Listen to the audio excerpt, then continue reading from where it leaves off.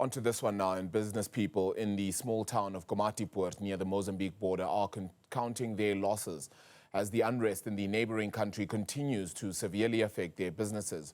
They say they might be compelled to take unprecedented decisions soon if the current situation continues. Newzroom Afrika's Mweli Masilela is following that story for us.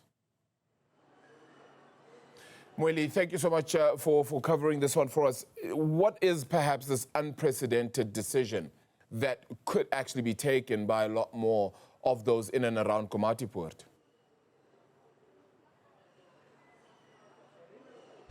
We've spoken to quite a number of business owners here in this town of Komatipoort, and what they are saying is that the impact of this unrest in Mozambique is very huge in such a way that it was better during the time of COVID. You'll remember how business people were complaining about COVID-19, but the business people in this area are saying that COVID-19 was even much better because this butchery, which is here in Komatipoort, just near the Libombo border post, it has been operating for more than 20 years. But when you speak to the owners, Arabil, are saying that they will feel the impact mostly next year because that's when they might be actually compelled to retrench staff or even take other drastic decisions. Let's speak to the owner of this butchery. His name is Van Nikkek.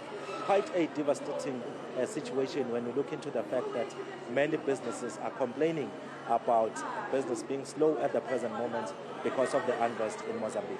Yes, and as a business owner and a resident of Komatipoort, you must know that we heavily rely on Mozambique.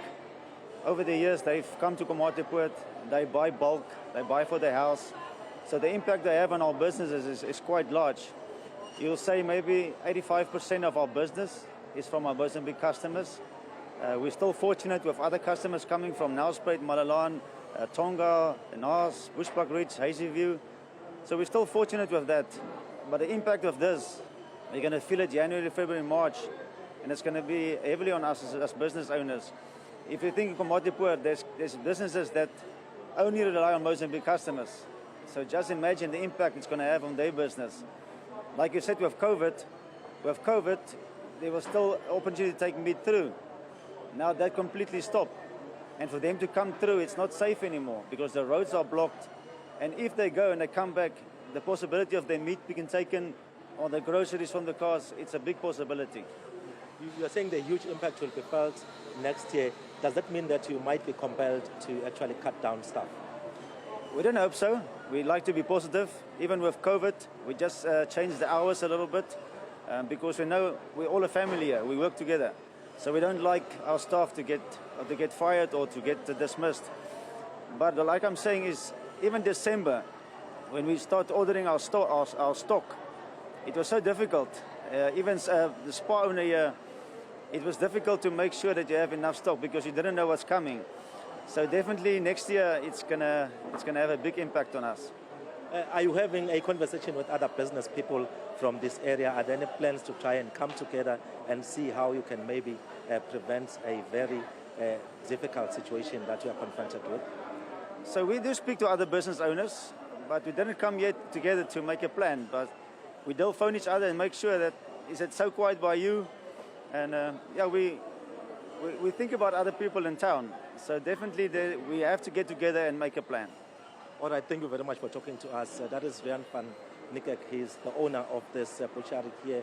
Well, he's saying that 85% of his clients are Mozambicans, and at the present moment, as roads are being blockaded and there is that violence continuing in that particular country, most of his clients are not able to come to this town of Komatipoort. Of course, he's not the only one affected, Arabile. He's saying that many business people are complaining about the current situation, and probably next year they might be forced to take some of those drastic steps to ensure that their businesses remain sustainable, which includes also retrenchment. Of course, he's saying that it's not something that they wish for, but if the situation continues as it is in the neighboring country, they might be compelled to take those decisions, Arabil.